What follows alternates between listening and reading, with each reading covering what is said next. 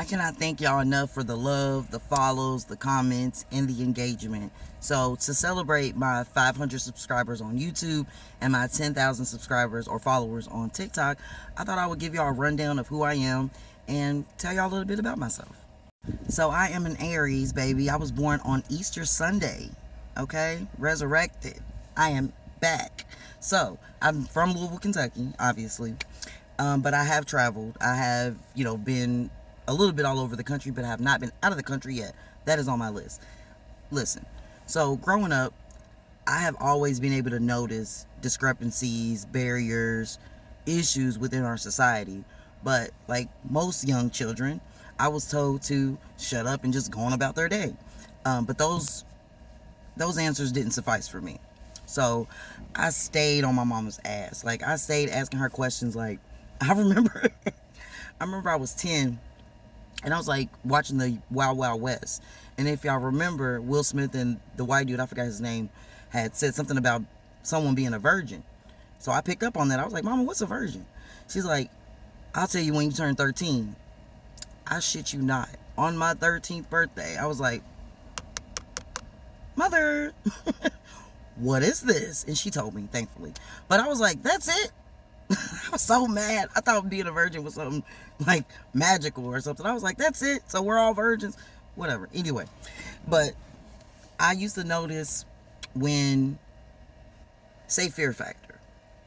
I used to notice when black contestants were the least to win. America's Next Top Model. I remember speaking up about all that crazy shit she used to do. And everybody would just be like, whatever. And then the slavery conversations would happen. And I would debate people down. I remember this one lady told me that we should be grateful that slavery happened, unless we wouldn't have been over here in the first place. Like some backwards ass shit that Leandra just could not settle with.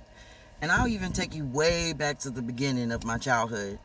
When I was in daycare for the first time, my older sister, Jessica, she's lighter than I am. She's brown skinned. And the white kids literally would tell me that they wouldn't play with me and that they would play with her because she was half white. But she wasn't, And then my sister, being a child and wanting to be included, she wouldn't correct them. And I can't blame her for that anymore. I forgave her about that a long time ago because we're children. But I've always been able to see, like, this ain't right. Like, this is not okay.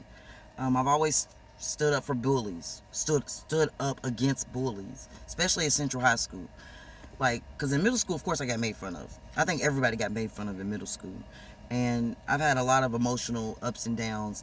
And I grew up in a household where my mama didn't believe in you being depressed. She just thought you needed to pray more. And not a hit against my mama. I love my mama. She's still alive today. And we have a lot of conversations about this. She knows I'm more spiritual. She is still Christian. We respect it. That's it and that's all. But I've never been one of those people that just pray about it. Just think positive thoughts. No, I needed to actually understand people. I needed to actually understand human behavior. Why do people do the things that they do? And why are some people booty holes while some people are nice, like me? So it helped me to learn a lot of boundaries. Helped me to learn how to speak up for myself. And that's another thing too. I used to be very quiet, very shy, because people used to make fun of me for my voice. Can you believe that? They used to say I sound like a ballet. But I don't. And they was like, why are you so loud? I actually went to speech therapy because I was so loud. Like, I didn't know how to control the volume of my voice. But like I said, God, the universe, whoever gave me this, because it needs to be heard. So out of all my years, right, I'm 36 now, I feel like I have finally gotten to a point where I'm going to live my life for me and not the expectations that other people have set forth for me, which actually has allowed me to grow spiritually, has allowed me to try different experiences that I probably never would have if I allowed myself to stay cooped up like that. So now, in the age of social media, I just want to spread that positivity, knowledge. I love pop culture, so that's probably why you hear me talk about pop culture all the time. I'm a little bit everywhere. I like all things humor. Love cats. I got too many of them, actually. But they're my babies. Um, I love my daughter. I love real human connections. I love being able to elevate and speak life into people. And I hate greed. I hate manipulation. I cannot stand what is going on in society nowadays as far as it's like women are listed as 3-year-old foes, men are listed as selfish bastards that don't care about nothing but their release. And I know that that's not true. So it's like, who is going to be the middle person to bring about balance and truth? That's literally all I want to do. But I don't think I have all the answers. I'm never going to have all the answers. And I feel like that's the beautiful thing about life. I'm a forever learner, and I'm going to be a forever learner for as long as I live. I'm never going to have all the answers, and I don't want all the answers. I want understanding. I want balance. I want alignment. And I want peace. I want happiness. So, I'm trying to think, what else can I tell y'all about myself? Y'all know I love crystals. My favorite colors are pink, purple, green, aka, no, I'm joking. But I do love those colors. I love to travel. My daughter, you don't see my daughter a lot because she's developmentally delayed. And I don't like to put her out there like that because she ain't for everybody. She's for me, or me and the family. But when she gets old enough and she wants to do social media, she'll be on here. But that's another story in and of itself too, is when I had her.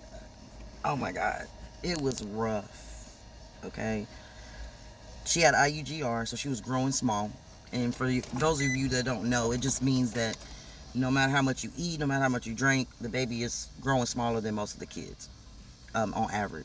So she was induced, she made it, but y'all, she had a brain bleed during our C-section, or the C-section, and they told me that she wasn't gonna walk, she wasn't gonna talk, which is a lie, because she's walking, she's not talking as much, but she's talking. And I feel like she's definitely gonna get there one day. Y'all know I am getting a divorce. I've been separated for what, 3 years now? And I don't really like talking about that because it's emotionally draining, because of course I wanted to stay married, but I couldn't stay married to someone who wasn't nice to me. Couldn't stay married to somebody who just wanted me to roll over and fuck them whenever they felt like it, but they couldn't even take a bitch on a date. Can't even tell a bitch good morning, cook her breakfast, rub her feet, anything. Just, I'm here. Whatever. He's a good person for someone else. He's a great father. Shitty husband. But I'm not perfect either. Because when I shut down emotionally, that's it. I don't care anymore. And I'm pretty sure I was not a happy camper. But I'm trying to learn to set boundaries, speak up at the moment, and stop letting things, stop, what is it called? Glossing over things because you think they're going to change. Like, no, if they're not giving you the emotional love and support that you need at the time, it's pretty much time to wrap it up. So if y'all know any good notaries out there, let me know, because I need one. Need to get these divorce papers done. But single, trying to lose weight, trying to learn, trying to grow, trying to elevate out here. I work at a men's recovery center here in Louisville. So the men be acting a fool, but they are comedy. They are straight up comedy. I met some of the best people I've ever met. Some of the best people I've ever met have been in recovery, which is crazy. The society makes it seem like those who are on substances are unstable and, ignorant, and that's not the case all the time. And that's why I got into social work. I mean, for someone like me who has so much empathy, like, I am a dialectical, am I saying that right? Dialectical thinker, where I can see the truth in all situations. Like, multiple things can be true at the same time. Nothing has to be fully right, or nothing has to be fully wrong. Sometimes we just need understanding. So, I know there was a lot. I know I was kind of all over the place. But if y'all have any more questions for me or want to know more about me, just ask. I'm always here.